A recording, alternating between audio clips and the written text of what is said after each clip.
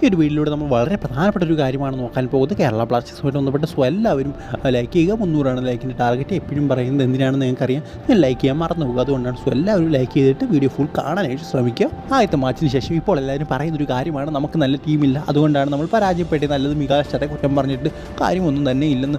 So എനിക്ക് അങ്ങനെ തോന്നില്ല, നമുക്ക് ബെസ്റ്റ് ടീം തന്നെയാണുള്ളത്. ഇപ്പോൾ ഇന്ത്യൻ പ്ലേയേഴ്സിനെ കുറേ പേര് കുറ്റം പറയാം, ബട്ട് നമുക്ക് അത്യാവശ്യം നല്ല ഇന്ത്യൻ പ്ലേയേഴ്സ് തന്നെയുണ്ട്. നമ്മുടെ പ്രശ്നമെന്ന് പറയുന്നത് റൈറ്റ് ബാക്ക് പൊസിഷനിലാണ്. സോ അവിടെ നമുക്ക് എന്തെങ്കിലും വെച്ച് അഡ്ജസ്റ്റ് ചെയ്യാൻ പറ്റുന്നൊരു സംഭവം തന്നെയാണ്. എല്ലാ ടീമിൽ നോക്കിയാലും എല്ലാവർക്കും ഏതെങ്കിലും പൊസിഷനിൽ എന്തെങ്കിലുമൊക്കെ കുഴപ്പം കാണും. ഇപ്പോൾ മോഹൻ ബഗാൻ സൂപ്പർ ജയൻസിൻ്റെ കാര്യം എടുത്ത് നോക്കിയാൽ തന്നെ അവർക്ക് ഡിഫൻസിൽ നല്ല പ്രശ്നം അവർക്കുണ്ട്. സോ എല്ലാവർക്കും ആ രീതിയിലുള്ള പ്രശ്നങ്ങളുണ്ട്. സോ ആ ഒരു പ്രശ്നത്തെ മറികടക്കാൻ സാധിക്കുന്നത് നല്ലൊരു കോച്ചിനെ കൊണ്ട് സാധിക്കും ഉറപ്പായിട്ടും. നമ്മുടെ ഇവാൻ വുക്കോമനോവിച്ച് ഉള്ള സമയത്തും ഈ ഒരു ലെവൽ ഓഫ് ടീമിനെ വെച്ച് തന്നെയാണ് നമ്മൾ കളിച്ചത്. അവിടെ നമ്മൾ മികച്ച പ്രകടനം കാഴ്ചവെച്ചു. മീൻസ് റിസൾട്ട് ഉണ്ടായില്ലെങ്കിൽ പോലും, റിസൾട്ടൊക്കെ ഉണ്ടായിട്ടുണ്ട് എങ്കിൽ പോലും ചില മാച്ചിൽ നമുക്ക് മോശം റിസൾട്ടാണ്. ബട്ട് നമ്മൾ കളിച്ച രീതി എന്ന് പറയുന്നത് നല്ല രീതി തന്നെയാണ് കളിച്ചത്. അത് നമ്മുടെ കയ്യിലായിരുന്നു കളിയുടെ കൺട്രോൾ എന്ന് പറയുന്നത്. സോ ഇവിടെയൊക്കെ നോക്കി നമ്മുടെ കയ്യിലല്ല കളിയുടെ കൺട്രോൾ. അതുപോലെ തന്നെ ഓപ്പോസിറ്റ് ടീം ഭയങ്കര ഒരു ഡോമിനേറ്റ് ചെയ്ത് കളിക്കുന്നു. അതുപോലെ കൗണ്ടറിൽ കൂടെ നമ്മൾ ഗോൾ അടിച്ച് ആ ഒരു ടൈപ്പ് ഓഫ് കളിയാണ് നടക്കുന്നത്. സോ ഇവിടെ നിങ്ങൾ പറയും ഞാൻ ഇവാൻ വുക്കോമനോവിച്ച് പോയതിൻ്റെ വിഷമത്തിൽ പറയുന്ന കാര്യമാണ്. സോ ആ ഒരു ലാസ്റ്റ് സീസൺ കഴിഞ്ഞപ്പോൾ എനിക്കും ഇവാൻ വുക്കോമനോവിച്ച് പോകണം എന്ന് തന്നെയായിരുന്നു. പകരം പുതിയൊരു കോച്ച് വരണമെന്നായിരുന്നു. പക്ഷേ പുതിയൊരു കോച്ച് വരുമ്പോൾ കുറച്ച് അപ്ഗ്രേഡഡ് ആയിട്ടുള്ള കപ്പൊക്കെ നേടി ചരിത്രമുള്ളൊരു കോച്ച് വരണമെന്നായിരുന്നു ആഗ്രഹം. ബട്ട് ഇവിടെ ഇദ്ദേഹത്തിൻ്റെ ഒരു കാര്യം നോക്കുമ്പോൾ ഒരു സാക്ഡ് ചെയ്ത കോച്ചാണ്. തായ് ലീഗിൽ സാക്കായ ഒരു കോച്ചാണ്.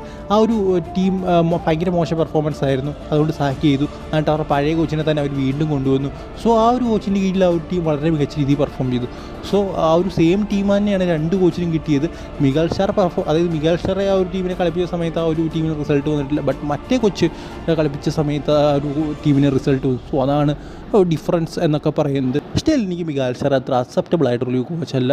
ഏതായാലും ഇനിയും വരുമ്പോൾ നമുക്ക് കണ്ട് തന്നെ അറിയാം ഇനി അടുത്ത കളികളിലൊക്കെ എന്തായിരിക്കും നടക്കാൻ പോകുന്നത്. പിന്നെ ഡ്യൂറൻ കപ്പിൽ നമ്മൾ 7 ഗോൾ അടിച്ചു, 8 ഗോൾ അടിച്ചു എന്നൊക്കെ പലരും പറയുന്നുണ്ട്. നിങ്ങളിപ്പോൾ ഈ ഫുട്ബോൾ എന്നെടുത്ത് കളിച്ചു പോകുക. ഈ ഫുട്ബോളിൽ നമ്മുടെ എതിരായിട്ടൊരു ബോട്ട് പ്ലേയേഴ്സ് അല്ലെങ്കിൽ കുറച്ച് നാളെ ഉള്ളൂ കളിച്ച് തുടങ്ങിയിട്ട്. സോ അവരൊക്കെ വരുമ്പോൾ നമ്മൾ പെട്ടെന്ന് 7 8 ഗോളൊക്കെ അടിക്കും. നമ്മുടെ ഒരേ ലെവലിലുള്ള പ്ലേയേഴ്സൊക്കെ വരുന്ന സമയത്ത്, അതായത് നമ്മുടെ ഒരേ ലെവലിലുള്ള പ്ലേയേഴ്സൊക്കെ വരുന്ന സമയത്ത് ചിലപ്പോൾ നമ്മൾ ജയിക്കും, ചിലപ്പോൾ നമ്മൾ തോക്കുക. ആ ഒരു അവസ്ഥയാണ്. അതുപോലെ തന്നെ ഒരു പ്രോ പ്ലെയർ വരുമ്പോൾ, നമ്മളെക്കാട്ടി മികച്ച പ്ലെയർ വരുമ്പോൾ അവിടെ തോൽവി കൺഫേമാണ്. സോ അതുപോലത്തെ ഒരു കോച്ചായിട്ടാണ് എനിക്ക് തോന്നുന്നത്. അതായത് നമുക്കറിയാം ചില ബോട്ട് പ്ലേയേഴ്സിനോടൊക്കെ കളിക്കുമ്പോൾ നമ്മൾ 7 ഗോളിനും 8 ഗോളിനും തോൽപ്പിച്ച ടീമെന്ന് പറയുന്നത് അത്ര ഭയങ്കര ടീമൊന്നും അല്ലായിരുന്നു. അവരുടെ റിസർവ് സൈഡ് അല്ലെങ്കിൽ ഏതെങ്കിലും ഒരു ഡിപ്പാർട്ട്മെൻറ്റ് സൈഡിനെയാണ്. ബട്ട് നമ്മൾ പരാജയപ്പെട്ട ടീമെന്ന് പറയുന്നത് നമ്മുടെ തുല്യ കരുത്തരും അതുപോലെ നമ്മളെ കടിൽ കരുത്തരായിട്ടുള്ള ടീമുകൾക്കെതിരെയാണ്. സോ അതാണ് ഇവിടെ നടക്കുന്നത്. സോ നമ്മൾ വിജയിക്കേണ്ട ഒരു കോച്ചിൻ്റെ കഴിവെന്ന് പറയുന്നത് നമ്മളെക്കാട്ടിൽ പവർഫുള്ളായിട്ടുള്ള എതിരാളികളെ തോൽപ്പിക്കുമ്പോഴാണ്. സോ അല്ലാതെ ഒരു ബോട്ട് പ്ലേസിനെയോ, ബോട്ടെന്നൊക്കെ ഉദ്ദേശിച്ചത് മറ്റേ ഡിപ്പാർട്ട്മെൻറ്റ് സൈഡിനെയോ അതുപോലെ മുംബൈ സിറ്റി എഫ് സിയുടെ റിസർവ് സൈഡിനെയാണ്. അത് ബോട്ടെന്ന് ഞാൻ വെറുതെ വിശേഷിപ്പിച്ചേ ഉള്ളൂ. ഇനിയും അതിൽ പിടിച്ച് കെടുത്തുകൊണ്ട് ആവശ്യമില്ല. സോ അത് ജസ്റ്റ് ഒന്ന് പറയാൻ വേണ്ടിയിട്ട്. സോ അങ്ങനെയുള്ള ടീമുകളെ തോൽപ്പിച്ചിട്ട് നമ്മൾ ഭയങ്കര മോശം പറയുന്ന കാര്യമില്ല. അത് ഏത് കോച്ചിനും സാധിക്കുന്നൊരു കാര്യമാണ്. സോ ഇവിടെ ചെയ്യേണ്ടതെന്ന് പറയുന്നത് നമ്മളെക്കാട്ടി ബെസ്റ്റ് ടീമിനെ പരാജയപ്പെടുത്തുക എന്നുള്ളതാണ്. സോ കേരള ബ്ലാസ്റ്റേഴ്സ് ആണ് ISLൻ്റെ 1ാം നമ്പർ അല്ലെങ്കിൽ ഷീൽഡ് കൊണ്ടുപോകുന്ന ടീമായിട്ട് നിൽക്കുന്നത്. കാരണം ഇത്ര അധികം ഫാൻസുള്ള ഒരു ടീം ഷീൽഡ് കൊണ്ടുപോകുന്നില്ല, ട്രോഫിക്ക് വേണ്ടി മത്സരിക്കുന്നില്ല എന്ന് പറയുന്നത് കേൾക്കുമ്പോൾ തന്നെ മോശമാണ്.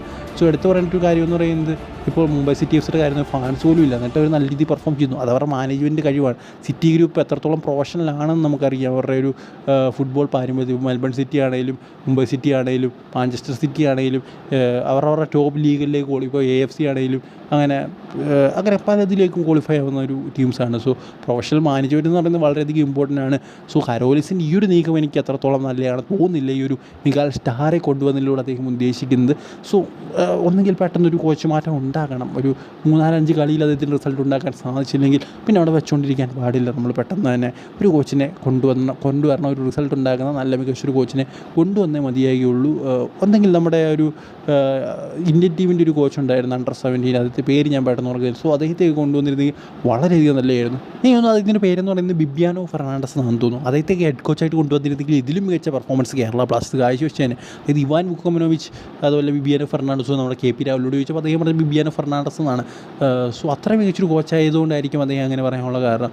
അദ്ദേഹത്തിൻ്റെ ആ ഒരു അണ്ടർ-17 കളി, അണ്ടർ-20 കളി, അദ്ദേഹം കഴിഞ്ഞ പ്രാവശ്യം ബംഗളൂരു FCയുടെ റിസർവ് ടീമിനെ കളിപ്പിച്ചൊരു കളി.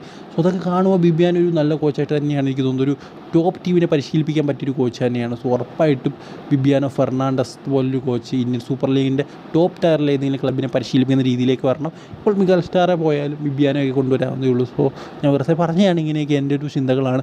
സോ നിങ്ങൾക്ക് ഒരു വീഡിയോ ഇഷ്ടപ്പെട്ടാൽ തീർച്ചയായിട്ടും ലൈക്ക് ചെയ്യുക. അടുത്ത വീഡിയോയിൽ കാണുന്നവരെ ഗുഡ് ബൈ.